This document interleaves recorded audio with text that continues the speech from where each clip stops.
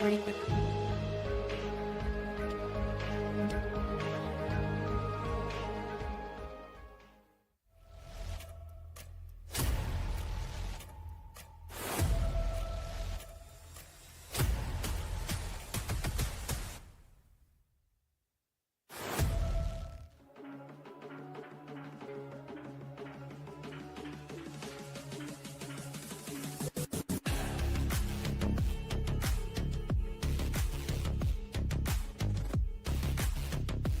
Hello, and welcome everybody to Unscripted Intelligence, a podcast where we talk about human intelligence, artificial intelligence, how they intersect, and how they impact everything from education to the workforce.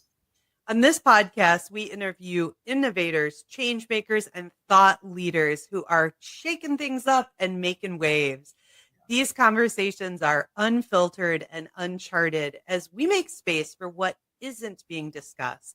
And these conversations are always Unavoidable. Hi, everyone. I'm Michelle Ament, the co-president of the Human Intelligence Movement and chief academic officer for ProSolve. The Human Intelligence Movement is a grassroots community dedicated to ensuring that all humans have the uniquely human intelligences they need to succeed and thrive in our AI world. It's great to be here with everyone. My name is Arvin Ross, the co-founder of ProSolve, a company that is dedicated to building the human skills that students need in an AI-driven world. I'm also your adaptability enthusiast. I'm super stoked to be here and to be hosting this podcast. Thank you guys for joining these live conversations. Let's get into it. Let's go. What is up? Hey, Michelle. Arvin. Guess what? Today's Tuesday. It's not Thursday. I know. And it's early in the morning, which is wild. I know, it feels so different. I'm so excited, though, to change the date and time for our guest today. And Same. I've been thinking a lot about last week's episode with Stacy and Tara, and, just that idea about teachers so needing to know how to evolve and innovate and change their practice for an intelligence age. It's really kind of been sticking with me about how do we support them? And that's why I'm so excited about this redesign and rebuild series. Yeah, me too. I'm actually really stoked about it. I find that we're unpacking and uncovering a lot about this theme or this concept in this series that I really don't think we even thought we would. And so I think today's a great kind of continuation onto what happened last week. We're continuing to ask these questions: what needs to be redesigned and rebuilt, mostly centered around education, the system, leadership, companies, entrepreneurship, and things of that nature. Today specifically, we're asking the big question: what do we need to rebuild in our education system, right? So last week we talked about the classroom. This week we're talking about the system. Why does it matter right now? And how would we redesign the system if we could start from scratch? This is a community conversation. It's a chance where we can all come together, all of our viewers, all of the hosts and guests come together, answering these questions and kind of painting a picture for what it could look like to redesign and to rebuild the system. And so we want to focus on human intelligence, but in an intelligence age where there are things like artificial intelligence, and how do we kind of see, how do we plan on reconciling that? How do we plan on creating some sort of a symbiosis to that? So today's going to be a great episode. Do you want to talk about the guests that we're bringing on today? Yes, of course. And I think really getting into redesigning the system is what it's going to take to empower teachers to redesign and rebuild their classrooms. And so I am just so excited for two dynamic guests today that are going to bring some unavoidable truths. So first we have Dan Fitzpatrick, and he is widely known as the AI educator. Isn't that a cool title? He's a best-selling author, an international speaker, a consultant who helps schools and universities and businesses really reimagine what learning looks like in an AI-powered world. And he translates it so nicely, the complexities of AI, into practical strategies for learning. So I'm really excited to have Dan Fitzpatrick as a guest today in our conversation. And then also Dr. Sabba Quidwai, and a personal friend of mine and champion of the human intelligence movement. She is the CEO of Designing Schools, a best-selling author, an educator, an entrepreneur who believes that the cultures of innovation really start with curating a culture of empathy. And she keeps the human at the core of everything she does. She has spent her entire career in so many different places showing leaders how design thinking can really make people irreplaceable in the world of AI. So we've got two amazing people as our guests today for this conversation.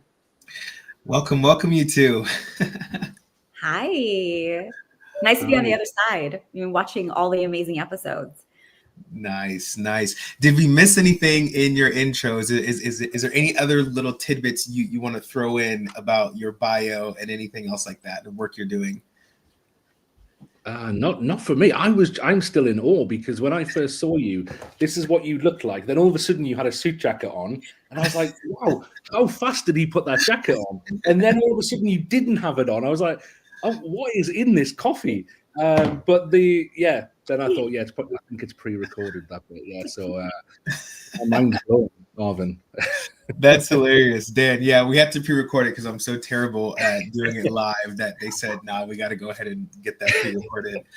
I love it. I am super excited for you all to be here in this series of redesign and rebuild. Our goal is to generate a conversation with our entire audience. You two specifically sharing your thoughts on some of these random questions that we're going to pop up today around this idea. We want to focus on systems.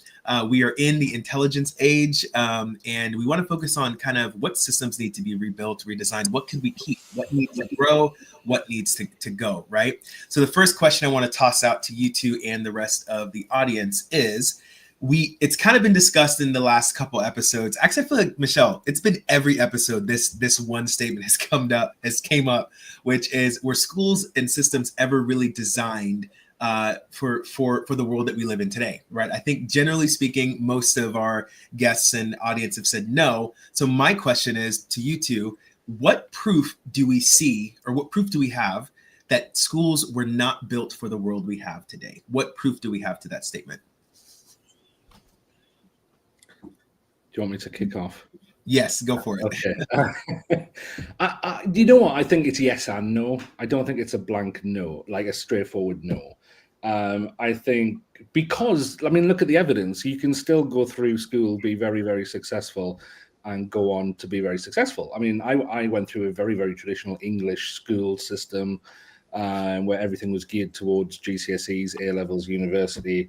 And I like to think things are going pretty well for me. So I don't think it's necessarily a kind of the friction point that sometimes we make it out. However, I do believe we do need to change, because I think probably more often than not, students are succeeding either in spite of the education system or from what they have taught themselves to a large degree. So I remember I looked after careers education as one of my leadership roles in a secondary school in the northeast of England. And it was the first year of COVID, and I was thinking, how do I do this in lockdown? So I'd heard that there was a few people from the area and from the school who had become quite famous on a national level in the UK. One had become a women's soccer goalkeeper for the national team. One, I don't know if you've ever come across the books Horrible Histories. He wrote Horrible Histories. One had become an editor. He edited His Dark Materials, the HBO special. And so I decided to do like this with them and do some like careers conversations. And I noticed every single one of them were doing what they were doing because of what they did on a weekend when they were at school, not because of what they did in the weekday. Yeah. And so, yeah, I think there's to cut a long story short. I think we've got a lot of work to do, especially with what we know as the direction we're heading in as well. Yeah. What about you, Sabba? Yeah, no, I really like that idea of like, it's yes and, because I do think sometimes there's like, when we say we have to redesign and rebuild everything, I think then that gives everybody a bit of complacency is what I notice. And like, okay, well, we need to wait for the government to do this. We need to wait for somebody else to come in and do the redesign and rebuild. Whereas I think today, I think in general, it's so important to learn how to redesign and rebuild the life you want within the structures that exist, because they look different in so many different places. And one of the examples that, I mean, I have two examples that I'll throw out here today for like both student and for teacher. I often think about like the difference in who I was as a person when I graduated in 2007 versus when I went back to school in 2017. Like in 2007, when I graduated, I talked about how like it was the recession, I was getting laid off, but I knew like nothing about technology at that time, like absolutely nothing. And I didn't really know like how to leverage, even though I had access to a lot of things. So it's not even always about access and like people not having things. Like I had access to everything. I just didn't know how to put the pieces together or why I even should consider that. Whereas when I went back to school in 2017, school was like exactly the same as it's always been. Like it's even still the same today. Like 2027, I doubt the USC doctoral program is going to become some innovative space. Like it's going to be exactly the same even 20 years later. But I had drastically changed. I had so much access and exposure to iPads. Like I knew anyone could get up and start a podcast. Like all of us here have like some type of version of that we're doing. I knew anybody could get up and make an iMovie. Like I knew anybody could do anything. And so I didn't really need school to change. I was able to like take the good pieces from there, and I was able to then kind of do that. And so that brings me to something that like I talk about nonstop today, and that's like agency. But the second example I'll give is of Dan's back to school AI summit that he just did, right? Again, there's so many people who are like, well, what do I do with AI? They're waiting for knowledge, waiting for someone. Dan, like, I mean, I feel like you need to tell this story. Like, how did you wake up one day and we're just like, yeah, I'm going to host this like global event for educators, and I'm just going to put out a book, and I'm just going to do X, Y, Z. But when you look at the energy of the summit, which if I know it's all recorded, so maybe tell people, I know YouTube is an option, but tell people where they can go watch it. But you think about one person and what they're able to do today with the things that we have access to. And that is, I think, even historically, how things have changed. Like I always tell people, like, I don't know what history books you're reading where somebody else came and redesigned everything for the people, and it wasn't the people who advocated for something they really believed in.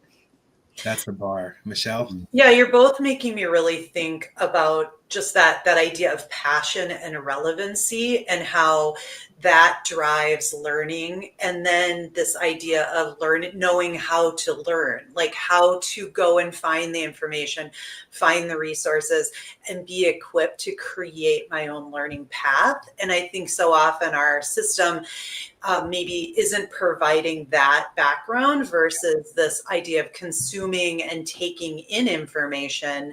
And so maybe the big levers to pull on are around, is it relevant? Does the person have a passion behind it? And then how do they know how to learn and how to find information and use that information?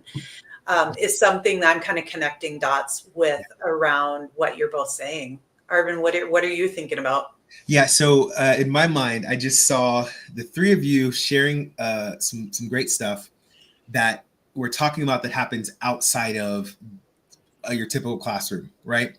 And so I guess my question then, and I don't know, I'm just such a visual person. I'm literally seeing you guys like tossing out this stuff, and I'm seeing, but none of it is landing within the typical structure of the system, right? And so my question now becomes, how would you take what you said, Dan, about those people enjoying their things on the weekend and that leading to their career, and how would we rebuild the system to where that can happen inside of the system?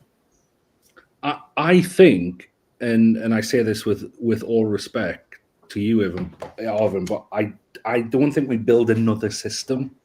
Yeah. I don't think we go, right, let's collapse this system and build another system. What quite excites me about where we're going is that education is becoming decentralized. And I think over the last probably decade or so, we've gotten used to that word around cryptocurrency and other forms of, I suppose we talk about decentralized government quite a bit as well, and I think there's a growing trend away from centralized systems, and I think probably a lot of the problems that we will talk about or we could chat about with the education system is precisely because it is a system.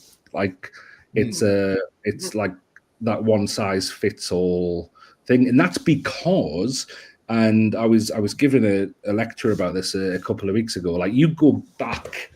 I really love Adam Smith, who was a kind of economist, philosopher from the 18th century, talked about there being three means of production. All right, so you've got land, capital, and labor. All right, so you go back to kind of feudal times, agrarian times, and the people with land produced the wealth. That's just how it was. They had a lot of capital that came with that. They had a bit of labor as well. They didn't really have much entrepreneurial skills because they didn't really need much, because they had the powerhouse of owning the land, owning buildings and so on. And then we get to the industrial era, and actually land becomes less important. What becomes really important is labor. So people needed people to work, and capital. By capital, we don't just mean money. We mean like the machines, the steam engines, and so on. And we needed those people to control the capital. And Alfred Marshall comes along in the 19th century and says, actually, there's a fourth element here. There's the entrepreneurship as well. And that's when we see schools start to kind of form, like the Prussian system. Then we start to get kind of old church schools in the UK becoming more systemized schools. Happens in the United States around the same time, mainly because the English are important in the United States. And you see that very much, right? We've got labor being trained to work on the capital. And those people didn't need entrepreneurial skills. The bit of entrepreneurial skills was needed by the person who owned or ran the workforce. We get into the information era, or I suppose the 1980s, the start of computers and so on. And not even land, obviously, it's still good to have land to produce wealth, but the importance of it goes down. Capital starts to rise, but then entrepreneurship starts to take on a life of its own. Now we're in what people are explaining or describing as the intelligence era. Entrepreneurship just goes through the roof. Yeah. And so it's kind of coming up, it's kind of what Sabba was talking about before, that you don't have to have any land. You can go to a Starbucks. The only capital you might have is your laptop and an internet connection.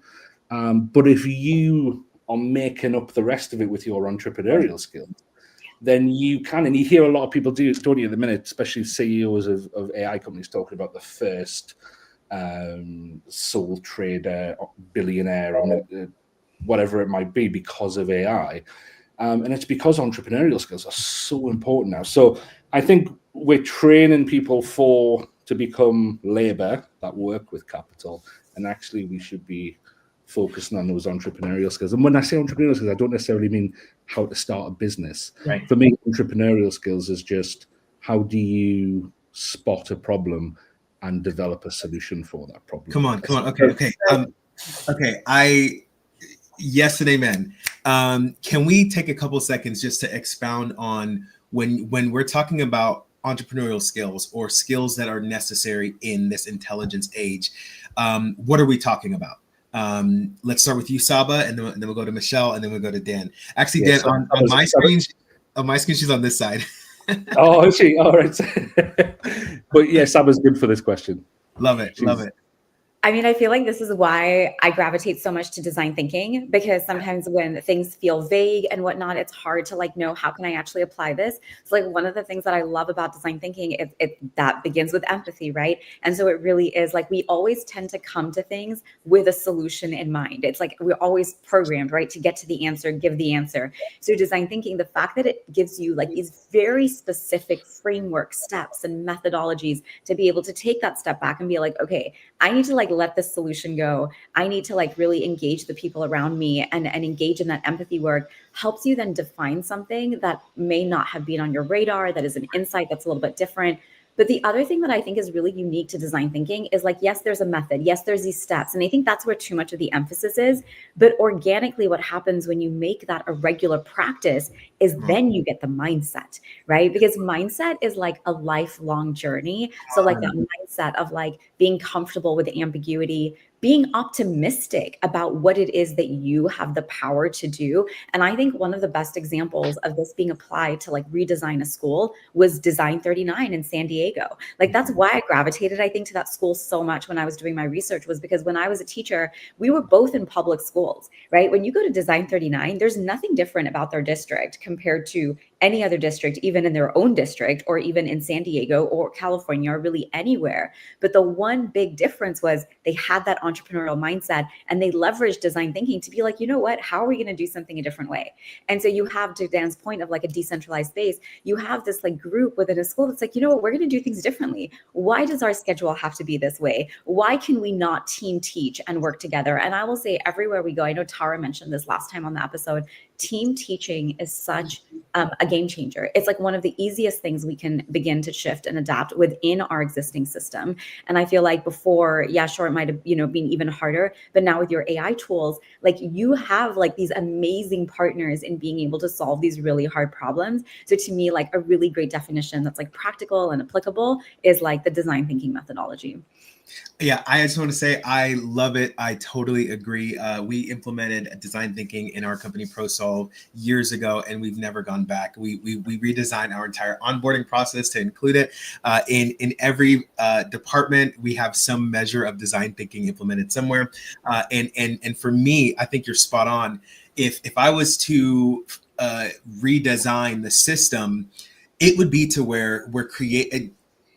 Little preference, I am a big fan of simulations. So I am the first person to simulate a challenge or a problem or create some sort of maze runner type situation, right? And then build some lessons into it.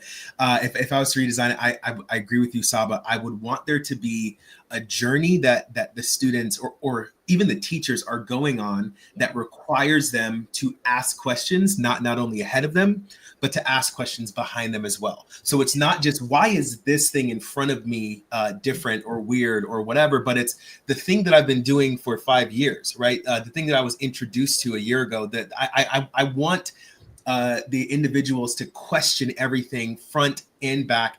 And in that questioning, they're going to develop a mindset of curiosity and that skill, that natural human skill that is going to transfer to every single thing that they do. I think you're spot on with that. Michelle? I just think you're all doing such a beautiful job articulating what is human intelligence. And when we think about, Dan, that schooling through the ages, the idea of, we talk a lot about our system right now is stuck in that factory model of education and you did such a great job explaining more of why that is and how does our system start to reimagine itself. And so I do think it's not about like tearing down an old system and rebuilding a new system as much as it is acknowledging the evolution of just industry and workforce and how does our school system come alongside that? And for us, human intelligence is the answer to that. In an intelligence age, we talk a lot about we are in an intelligence age that needs to know how artificial intelligence, AI literacy, AI fluency, however you want to characterize that. But I've been talking more about human intelligence or HI literacy. What does that mean? And I do think it's design thinking. I do think it's problem solving, entrepreneurial skills, how to learn. I'm really curious. We got Dr. Michael Harvey, part of the movement. Stefan's here in the conversation. And they're talking a little bit about what is the price of decentralized knowledge? That's Dr. Harvey's big question. Stefan said, so far it's quite low, which is just a very Stefan answer, right, Sabba? And so funny. Exactly. You two meet, you do a podcast once. So is it always on Sunday with Stefan? Yeah, usually Sunday, Monday, yeah. Yeah. So you know him quite well. But what is the price of decentralized knowledge? I love that question. Yeah, I don't know. I suppose there's a few ways to understand that question. in terms of what is the price, I'm going to guess that he means in terms of the price of access for Well, I suppose, a family. he goes on, sorry, it's just to give you a little more context. He goes on to say, just looking at the global political situation of people, even living under the same roof and existing in different realities, looking at kind of the big picture. Mhm. So me and Harvey talk about that. Dr. Harvey talk about this a lot. So like, I'll maybe give a little bit more context into, and hopefully, and then Michael, if I'm wrong, obviously like correct me in the comments. But I think he brings up a really valid point in that every single conversation today is extremely contextual. So the same thing to be said in the United States is very different than saying that perhaps in the, I maybe even put the UK and the US in the same bucket right now, given things that are happening. But if you were to go to somewhere like Singapore, if you were to go to somewhere like China, if you go to somewhere like Australia or New Zealand, where he is, this question is extreme, or Finland. I think the Nordic countries are such a great example as well, because that question is so contextual based on your values, right? Just the other day, I was talking to somebody in a workshop, and they were like, like the cell phone ban, like this thing can just does not seem to die away. But and he was basically like, well, look at Sweden. He's like, they and even when you go to Finland, really, like you see a lot more traditional kind of instruction in a certain way. But what people tend to also really ignore is like those are economies, those are systems where people are literally at the forefront. Like it's not even a question there whether people are going to get things like healthcare. It's not even a question there whether people are going to get access to things like maternity leave. Whereas when you're in the United States, we do everything in our power to take all of these things away from us. Like come this November, majority of people probably don't even realize, number one, either your cost of your healthcare is about to skyrocket, or number two, you're just not going to have it at all, right? So where we are in these spaces, this is why I think, at least where in the spaces that I'm in, a lot of times I talk so much about human agency, because if you literally don't figure out how to learn for yourself, if you do not figure out those elements that Dan's talking about that you need to like really make sure you have some access to, and then most importantly, like you don't have the agency to like learn and figure it out, which by the way, I don't know if you guys saw it, Demis Hassabis, who's like the CEO of Google DeepMind, literally was like learning to learn is like the most important skill in the age of AI. So I think when you think about these things, yes, there's a lot of knowledge out there, but like, it's like Yuval says, right? Like we have so much access to information, but we've never been more stupid. Despite having so much access to information, like people are confused, people are thinking, and I'll bring this back to, because as I was listening to all of you, like, and I haven't really said this question out loud, so it might not be the most articulate, but I do think that, and me and my sister have this debate all the time, and this could just me being really old school. I feel like I personally got so much value out of very traditional skills, like things that like I think sometimes here are just a little lost in school, like memorizing your times tables and like really learning how to read. We have really low literacy rates. Like a lot of people don't know how to read. And so, yeah, sure, we can, like, I think there are some very traditional things that are very important if you are actually going to take advantage and have the freedom and agency to design what you want. But I don't really know like how to articulate that, what that looks like. But I know it has to be more than passion and interest in what you're doing to be like, there are things that I feel like I had to do that I had zero passion or interest in, but literally shaped the type of thinker that I am today. Okay. So I think that is something we wrestle with. And I wonder if that's kind of where he's going. Yeah, so I totally agree with you. And to me, you're making a point that really Dan kind of made at the top end with maybe we don't need to redesign everything or just throw everything out. It's almost like where we do we need to return back to some older things so that we can properly learn what we were supposed to learn then, instead of just trying to move on to, hey, now AI does everything and now we don't need to think for ourselves, because that is a part of what I'm hearing a lot is that there's a term for it. There's a term for when someone becomes so reliant on ChatGPT that they can't like formulate their own response. Like cognitive atrophy. Okay, that's like the scientific term. I'm talking about like a slander, like a very, very robot Arvin, like they become robotic, they become like AI slop. No, it was like a GPT bro or like a GPT something. Really, like there's a bad word in it somewhere, and I probably just need to just not think about it. But I think you're spot on that there is a lot of things that I think if we were to return back to some basic original settings almost, that we could learn some core skills along the way. What are you like? What's something that's coming to mind, Arvin, when you like back to the basics? Yeah. So this is going to sound so stupid. I was thinking about cooking. I hate cooking. I do not cook. I literally will microwave anything. I'll go to fast food, like all the things. But as you were talking, Sabba, I was just thinking, man, how much patience, right? And like just thought process and forethinking did my forefathers or whoever develop by having to go get their own ingredients at like a market store, and not just like this prepackaged protein box from Starbucks. Like I like all of the skills that it took, right, to do that. I completely absent from me. I'd probably die if I was like left alone in the woods. You know what I mean? And that's just one thing that came to mind. I don't know. You know what? I don't think that's such a bad thing. I guarantee whenever I'm working in a district or a school or a university, there's always one person, and I'm sure you guys get this a lot as well, as I thought about getting a t-shirt made actually one time that said, "What if the internet goes down?" Because somebody always comes up and says, "Yeah, but what if the internet goes down?" Yeah. I'm like, well, you'll have a day off. Don't worry about it. Like literally, go back to bed. The next day it'll be back on, guaranteed. Because if it's not, then there's bigger problems than you having a little bit of cognitive debt with ChatGPT, like the financial global system and everything that goes with it. So I think.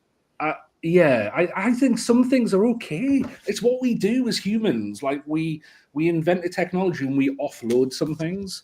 It's what we've always done. There's a reason why I got in my car earlier. It's a reason why I didn't pull out a map and I use Google Maps. There's a reason why I use all the technology. The reason why we didn't all fly to be in the same city, in the same building right now to do this podcast, because we're offloading that onto here.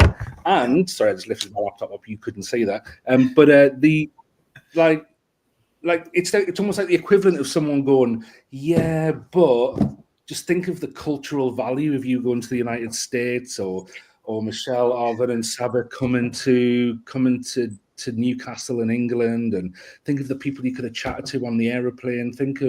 I just feel like we're losing that. I feel like we're losing it all. You'd be like, what? We're having a video call? Get over it. There's going to be certain things that we do. And obviously, we don't want to do that with everything, especially with our thinking. And I wrote a chapter in my first book called Outsource Your Doing, Not Your Thinking. And I still think that's kind of a baseline premise when it comes to, or principle when it comes to using this technology. I think going back to Michael Harvey's point, I think I spent a bit of time in Kenya about 10 years ago. And I'm just reading his comment. That's why I wish I lived in San Francisco so I could take a Waymo everywhere. That was a revelation to me. I didn't have to talk to a taxi driver. It was amazing. I spent some time in Kenya, I think about 10 years ago. And over in Kenya, if you've got any money whatsoever, even just a tiny bit of money, and bear in mind, not many people do, you will send your kids to some kind of paid educational school.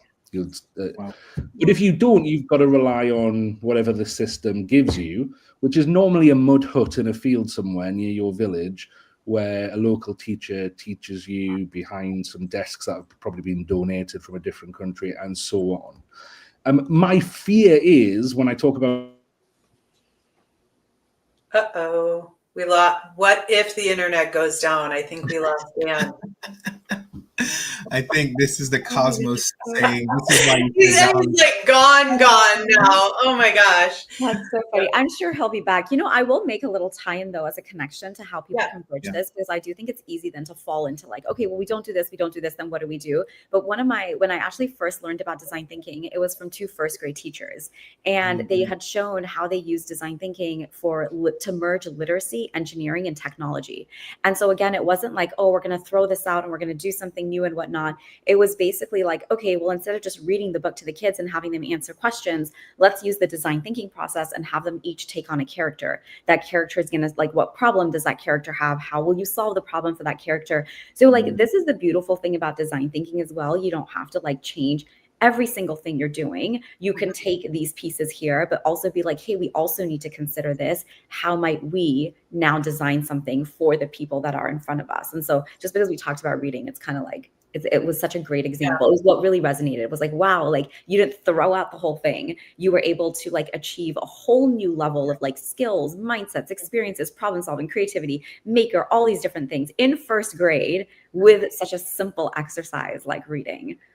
Sabba, I think one of the things I want to come back to is just that comment you made that oftentimes with design thinking, we get stuck on the process, like the steps versus the mindset, because I'm hearing you really talk about two teachers that embrace the mindset. And can you speak to how do we do that? This kind of goes back to what Tara and Stacy were looking for last week with how, just tell us how to do it. And so how do we make sure it isn't about the steps and more about the mindset? What would you say to that? You know what I would say? I think I know exactly what Dan's about to say. And I think he should say that first. And then we'll talk about why adopting that mindset is going to make or break you. Literally nothing's in my head right now. No. You are on such a good track. So let's bring you back there. You are like people in Kenya. If you have even a little bit of money, this isn't Kenya. This is like most places that don't have like the type of like schooling systems like in the, like, I would say maybe more Western side of the world. I don't know if that's fully correct or not. But you were saying if people have just a little bit of money, they send their kids to that. And then public schools are XYZ. And that's where you left off. Yeah. Yes, thank you. Thanks for bringing me back in. I've literally got my cell phone on the roof trying to 5G hotspot, so because I don't have internet in my new house yet. So sorry about that. So what I was going to say was I fear that our Western systems could become like that, and I don't think that's the blame of AI. By the way, I think it's the blame of the system for not innovating. Because I say it right now, I see parents going, you know what, like, give me some options. In the UK, I know you guys that you have a lot of charter schools that have set up online provisions and so on, but it's quite new to us in the UK, and we're starting to get an explosion of online schooling, and especially post-COVID, a lot of parents kind of saw, or they glimpsed what they thought school was like through a Google Meet, didn't like it, and are starting to be very dissatisfied with mainstream schooling, and are moving their children to online schooling, and also not necessarily high-tech solutions neither. I was talking to a guy who's just opened up like his 5th school in a forest, and they're completely off the grid. It's off the grid school, and he wants his premise is, well, you know what, if they're going to be in a world of ubiquitous technology when they're at home, why don't we give them a haven when they come to school and go into? And so I don't think decentralized is becoming more technical. I think the key of decentralized is that it's choice. I think that's where the key is. It's that, you know what, if I want my kids to learn in a forest setting with their hands, I can. If I want them to go to Alpha School and learn for 2 hours in the morning with AI, I can do that as well. And I think choice in the hand of the parent or the family is really important. And unfortunately, in the UK, we seem to be, the government is pushing back against that choice. I don't know if that's what you thought I was going to say or not. But that is exactly what I knew you were going to say. And I'll tell you, it's not something in the future, it's already happening, right? So like maybe in the UK, it sounds like you guys are just starting to get into this. I think the thing that is kind of like, because our government is the opposite, our government would love to have this system, but I think here what happens in those environments, not all of them, is it's very politically driven. And so like sometimes people, like not always, but there is definitely, you can see a bit of a thing, because one of the things that people, and this is why I want to bring it back to the design thinking and the agency piece, because one of the things that people don't like, I mean, that I think we have to take really seriously is that public education is the cornerstone of democracy, right? A lot of these other places also don't have that. They're also not democratic systems. Like public education is the cornerstone and foundation, or was supposed to be the cornerstone and foundation of democracy. So when you lose a public system in this way, not only do you, like, that basically means, like, to me, that is a marker of, in many ways, a third world country, right? Like I live in like Orange County, California, and I tell my friends all the time, like Orange County feels like Pakistan, because that's exactly what it's like. You have super, super, super wealthy people who send their kids to like all these places. They shop at these places, they eat at these places, they go to these places. But then you have all these other people who are like struggling in society. Your homeless rates go up, your crime rates go up. Not because all of a sudden people have become awful or whatever, but it's people aren't getting access to basic needs. And that's another kind of like marker of different things. So what I say though is, in a place like the United States, and probably in like, I would imagine like the UK too, everything is so established that you don't see that happening the way you would if you were in a more like maybe like Pakistan. When you go to Pakistan, it's obvious, it's right in front of your face. But in Orange County, there's too much that looks good on the outside for you to really grapple with what's happening internally in those places. But I think you're going to have a lot of choice, not just for kids, but parents who want to work remote. I was on a back to school call with my sister, and the number one question parents had is like, can my kid work remotely with me? Sabba, here's what I'm trying to do is cut through the noise. And what do you believe? Like, do you believe that we should have more school choice, or do you believe that we should be reinventing the system? I think it's yes, and I think to say like we're going to reinvent the system, I think is like I think you would be putting too many eggs in one basket. I guess if I was to say, oh God, I've never said this out loud, I think I was to personally say it. I like the idea of alternative systems because I think that's the power of a free market, right? I think it puts pressure. I always say, if it wasn't for COVID, if it wasn't for Alpha, if it wasn't for all these things, schools would just keep doing what they had always been doing. And so I like the idea of pressure. I like the idea of competition. I think it's healthy. I think the way in which it's happening is unhealthy, but I think the concept of it is healthy. Why is it the way unhealthy? Because it's super politically driven. Yeah, like even if you look at the states where it happens more than others, it's very much politically aligned. It totally is. Yeah. I mean, as you say that, I think about that, and that drives kind of a wedge in what it's really about, right? Because now it becomes a political agenda. Yeah. But I do think it's really important to know that there are some amazing public institutions. Like, I don't know them all off the top of my head, but that the one in New York, I'll find it for you. Tom Vander Ark and Getting Smart wrote such a good article on it. The whole system in New York. When I look at places like Desert Sands in California, when there are a lot of really, really, really amazing public systems that are doing it. So I guess my thing would be like, public systems like lean in and like know that like you have the agency to shape what comes next. And if you don't, it's not hard to see where things are going. Right. So a public school district needing to rally and think innovatively, offer choice within their system, is a good thing, right? Like maybe it's putting pressure on them to think differently than they always have. Is something, as a takeaway, like the idea, Dan, of the forest school, like why couldn't, I live in Minnesota, why couldn't my school district that backs up to a large acre, a large park system have a school like that? Like that doesn't have to come from an independent school or a charter school. A public school system could stand up environment like that. Am I right in that thinking? What do you guys think? Go ahead. Sorry.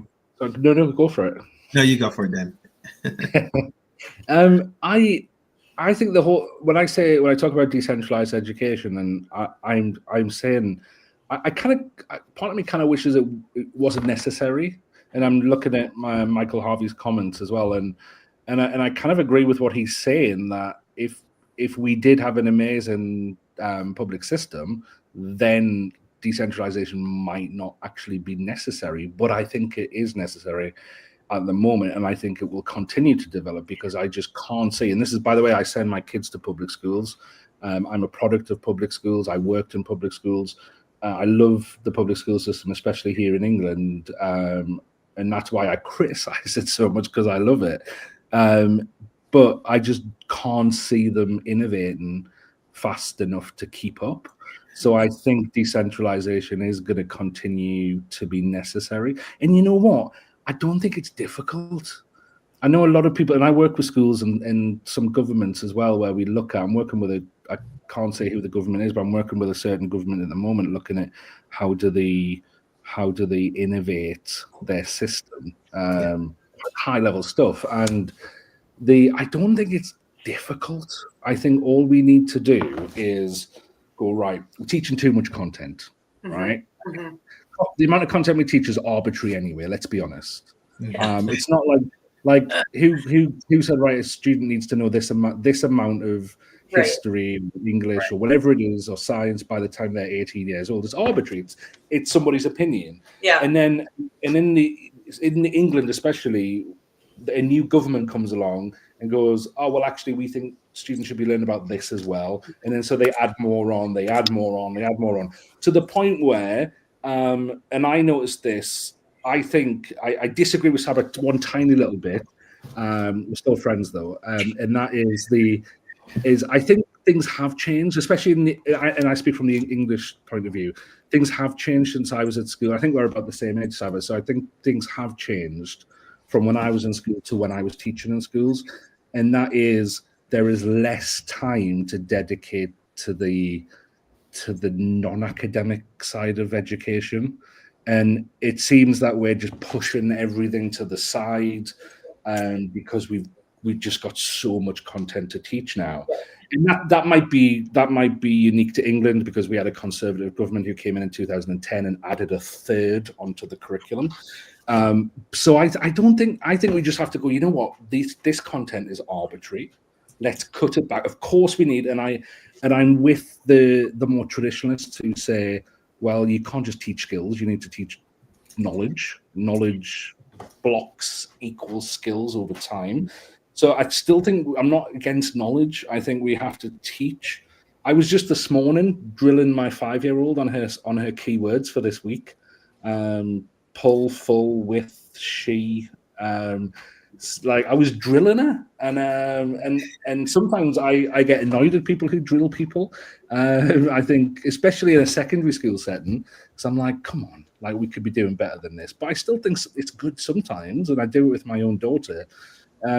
But I do think that we need to go, right, what is important here? What are we doing? And I was really fortunate earlier this year. I led a government, a politician panel. We brought lots of people together. Richard Clutter came over from the States.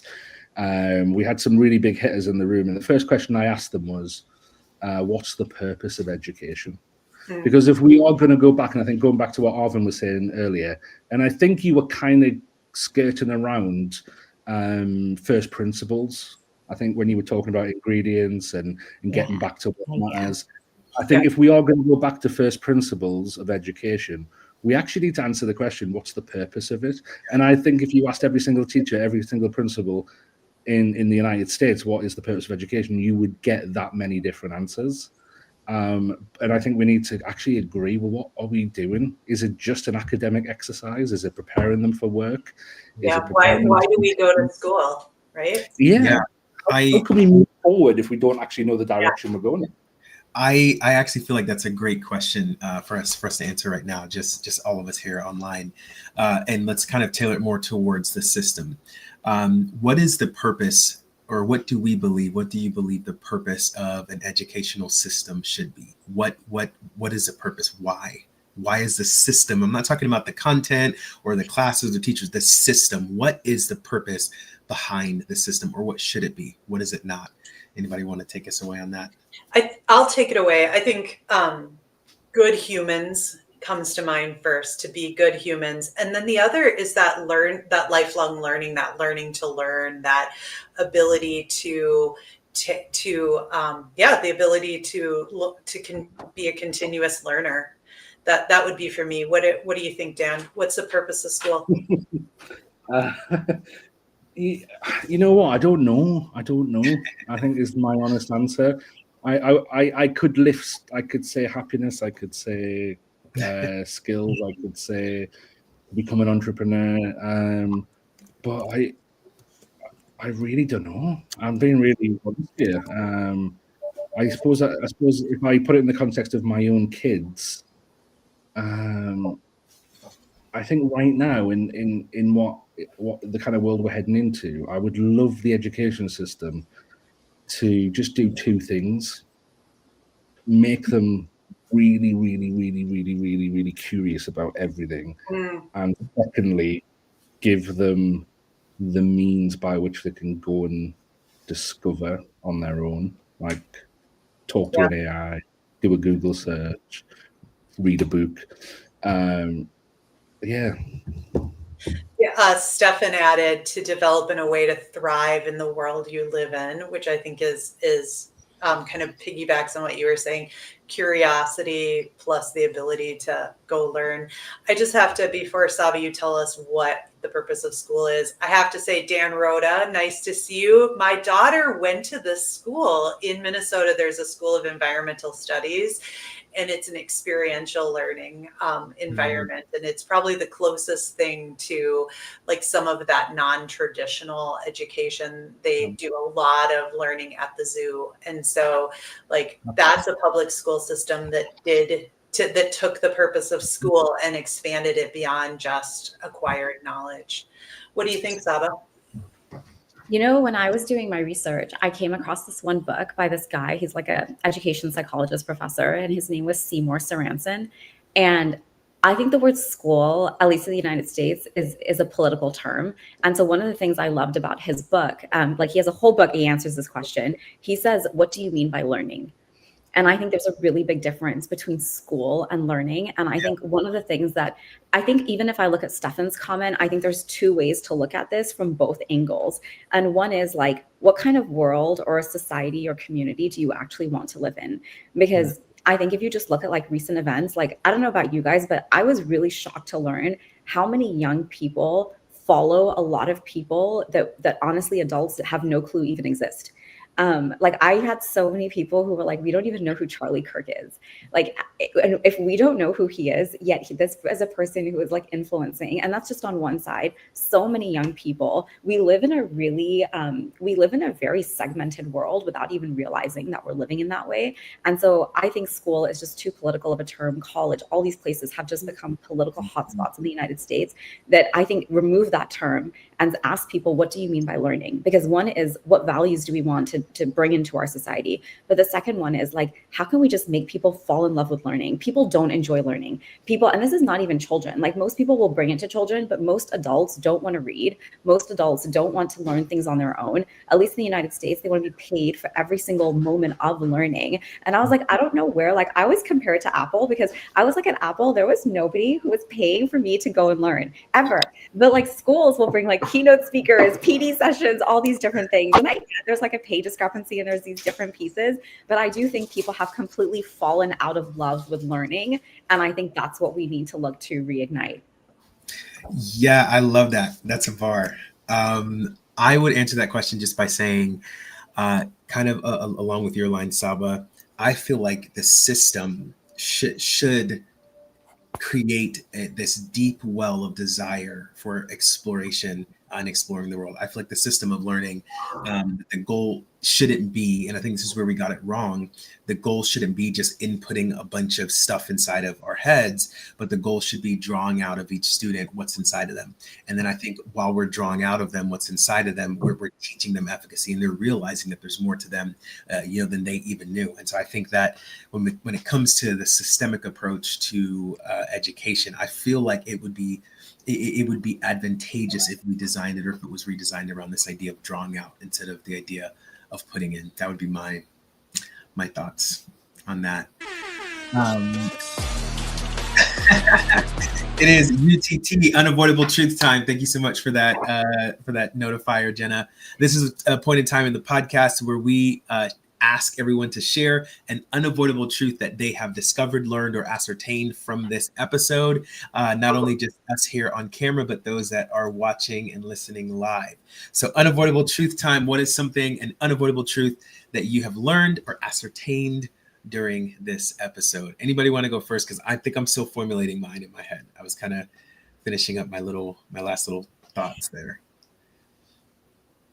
I've got mine ready, and Sabba, you inspired this just in this last comment. It's really to how do we create a system where we help people fall in love with learning? And I think that's the unavoidable truth, that it's not that at its core is in the redesign or the rethinking is to help people fall in love with learning, because the unavoidable truth as we enter the intelligence age is that it will be fueled by curiosity and by that desire to learn something, and knowing how to do that is unavoidable. So that's my truth. Dan, are you ready to drop the mic here on your unavoidable truth?